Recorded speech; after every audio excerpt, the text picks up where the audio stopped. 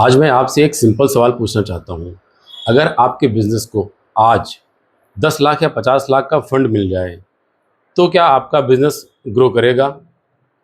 सच ये है, इंडिया में करोड़ ऑफ एमएसएमई बिज़नेस हैं, लेकिन मैक्सिमम लोग फंडिंग की कमी की वजह से आगे नहीं बढ़ पाते हैं। और सबसे बड़ी प्रॉब्लम, लोगों को पता ही नहीं होता है कि लोन कैसे लेना है, कहाँ से लेना है और सही तरीका क्या है लोन लेने का। आज ये वीडियो आपकी सोच बदल देगा।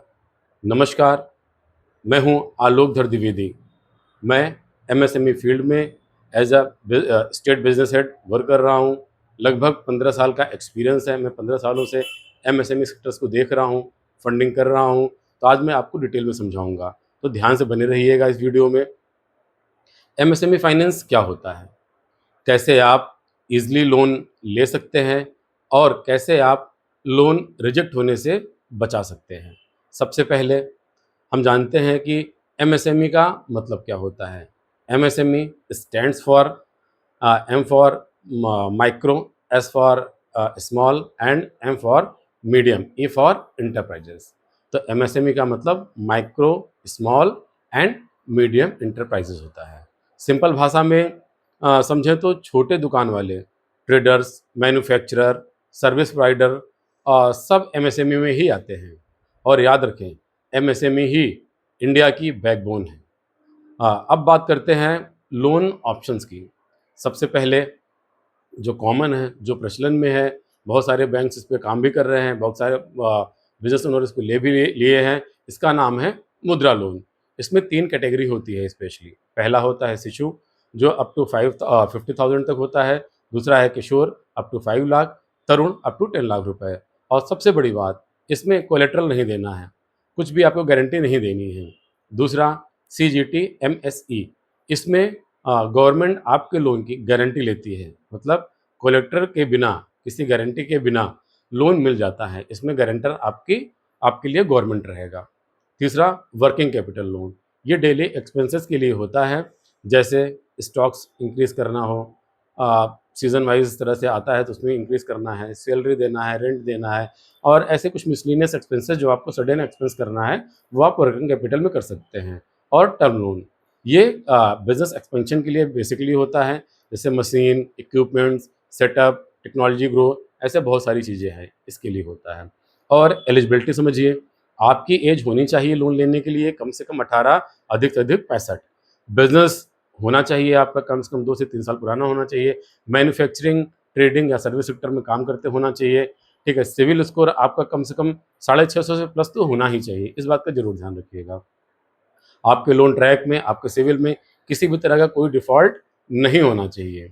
एक इम्पॉर्टेंट बात, उद्यम रजिस्ट्रेशन गवर्नमेंट के लिए, गवर्नमेंट का भी सारे फाइनेंस के लिए मैंडेटरी है, तो उसको हमेशा करा के रखें। इसका रजिस्ट्रेशन बिल्कुल फ्री है, आप ऑनलाइन रजिस्ट्रेशन खुद से कर सकते हैं।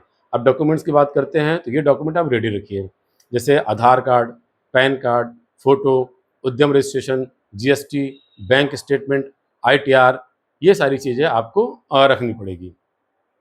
याद रखिए, इनकम्प्लीट डॉक्यूमेंट मतलब रिजेक्शन, इसलिए डॉक्यूमेंट हमेशा कंप्लीट रखिए, जिससे आप परेशानी से बचे रहेंगे। अब प्रोसेस समझिए, स्टेप बाय स्टेप मैं आपको एक प्रोसेस समझाता जा रहा हूँ, इसको ध्यान से देखिएगा। इसको सबसे पहला क्या करें कि उद्यम का रजिस्ट्रेशन करा लें। अगर उद्यम है आपके पास में तो ठीक है, नहीं है तो उद्यम का रजिस्ट्रेशन ऑनलाइन फ्री में करा सकते हैं। लोन अमाउंट डिसाइड कर लें, जिस काम के लिए ले रहे हैं लोन उसको डिसाइड कर लें कितना हमारा लोन चाहिए और कितने लोन में हमारा काम हो जाएगा। कई बार ओवर फंडिंग की वजह से प्रॉब्लम होती है। राइट स्कीम चूज़ करें, किस स्कीम में आपको लेना है, किस पर्पज़ के लिए लेना है, उसका ध्यान रखें।